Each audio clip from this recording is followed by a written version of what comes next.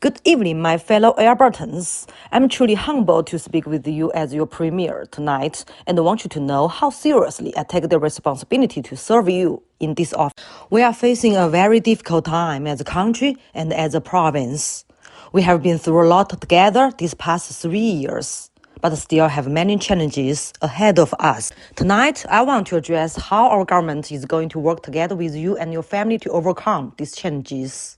First off, I wish to address the inflation and affordability crisis. The severity of this crisis has been primarily caused by years of record spending and debt by the federal government in Ottawa, combined with the continuous string of anti-energy policies that are driving up the price of fuel, electricity, heating, food, and everything else we need to live and raise our families. Too many moms and dads are having to choose between nutritious food for their children and making their rising mortgage payments. Many seniors are choosing between filling their needed prescriptions and fuel for their vehicles. As a province, we can't solve this inflation crisis on our own, but due to our strong fiscal position and balanced budget, we can offer substantial relief so Albertans and their families are better able to manage through this storm. That is why our government will be implementing a series of affordability measures to benefit all Albertans, with additional targeted relief for seniors, the vulnerable, and families. Although details of this Inflation Relief Act are still being finalized, measures will include the following. For senior and families with dependent children under 18 years of age, we will provide $600 over 6 months for each child as well as each senior. This will be targeted to middle-income families with household incomes below $180,000. The same amount will be provided to vulnerable Albertans, collecting age and PDD and income support. We will suspend the entire provincial fuel tax for at least the next 6 months and make the current fuel relief program permanent thereafter. We will index all provincial tax brackets retroactively to 2022, resulting in larger rebates when you file your taxes this spring. We will also index for inflation, age, PDD, income support, the senior benefit, and the Albert Child and Family Benefit beginning this January. We will provide an increased rebate on consumer electricity bills through the winter months, totaling an additional $200 per household. We will limit spikes in winter electricity rates while continuing with the current natural gas rebate program. And finally, we will invest in food banks and expand low-income transit passes to ensure every Albertan has access to food and mobility for their families. These are just first steps, and there is much more to do.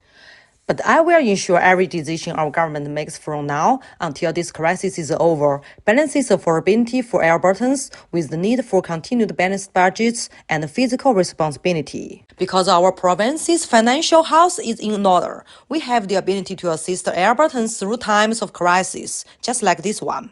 Our province's other big challenge is healthcare. We have amazing frontline staff. Our nurses, doctors, paramedics, and other health professionals are truly world-class in every respect.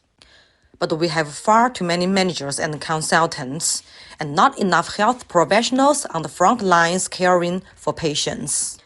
Albertans are waiting too long for emergency room treatment or to have an ambulance arrive when they need it.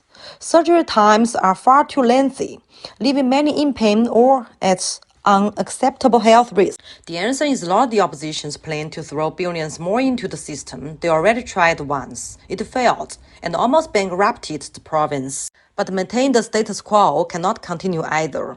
Albertans want our government to get to work on fixing these problems without delay. That is why last week, Minister Jensen Coppin and AHS Official Administrator Dr. John Conwell initiated a health reform action plan to specifically target our most urgent healthcare challenges without disrupting frontline services. What does that mean for you and your family?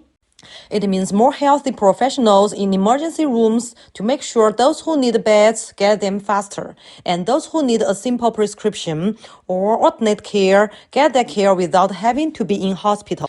It also means ensuring we don't have ambulances waiting with patients at the emergency rooms so our paramedics can get to more call faster. And it means getting more surgeries done and waiting lists decreased by using specialized surgical centers and underutilized rural hospital and operating rooms. They are just sitting there empty. We will also be looking at ways to gradually restore healthcare decision-making to local communities and health professionals on the ground, and to encourage a stronger culture of innovation and patient care. This will take time and patience, of course, but I am confident that it will result in better health care for Albertans when and where you need it most. Finally, I'd also like to speak about our province's relationship with Ottawa. As Albertans, we love our relation deeply. Canada is our home, and the Canadians our family. However, the federal government's treatment of all provinces, most especially Alberta, is unacceptable. The government in Ottawa is intentionally and systematically attempting to control and regulate all aspects of our province's economy, resources, and social programs. Through equalization and transfers, they funnel billions of your tax dollar away from you and into a black hole of federal bureaucracy and vote-buying arrangements in other parts of the country. These continual federal attacks on our economy and provincial rights cannot be allowed to continue. The Canadian Constitution is clear. The federal and the provincial governments are equal.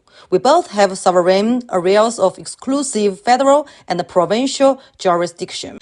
Albertans, not Ottawa, are in charge of developing and exporting our resources, growing our economy, and delivering health care, education, child care, and other programs in the manner that we are.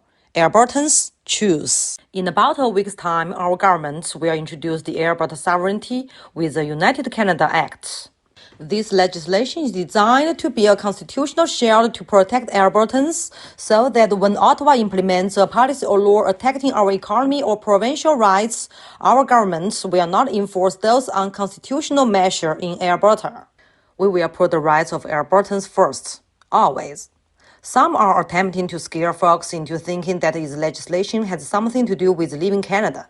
Nothing could be further from the truth. In fact, this new law will have the opposite effect. By restoring and respecting the constitutional rights of our creative and diverse provinces, including Alberta, Canada will become stronger, more prosperous, and more unified than ever. As Albertans, we must no longer ask permission from Ottawa to be prosperous and free. We must be free to chart our own course as a senior partner in a strong and united Canada. In closing, my fellow Albertans, I wish to speak about something personal. Serving as your premier is by far the most challenging thing I've ever done. I know that I'm far from perfect and I made mistakes, and having spent decades in media and hosting talk shows, I discussed hundreds of different topics and sometimes took controversial positions, many of which have evolved or changed as I have grown and learned from listening to you. I know I'm not a talk show host or media commentator anymore. That is not my job today. My job today is to serve each and every Albertan with everything I have and to the best of my ability. However imperfect that may be at times, I must be humble, listen, and continue to learn from you. I must also be strong, focused, and determined to do what I believe to be in the best interests of Albertans, no matter how hard that is. But when I'm wrong or made a mistake, I will look to follow the example of our dear departed friend, Premier Ralph Klein, admit to it, learn from it, and get back to work. Because that is the Alberta way. I love this province and everything it stands for. We are a land of pioneers and farmers, entrepreneurs and innovators, communities and families. A place where the best and the brightest come from every corner of this world to join with us in building one of the greatest places on earth to live, work, and raise our families. Together, we can and will overcome every challenge we face to ensure that our province's best days are still to come, and that Alberta forever remains strong and free. Thank you and good night.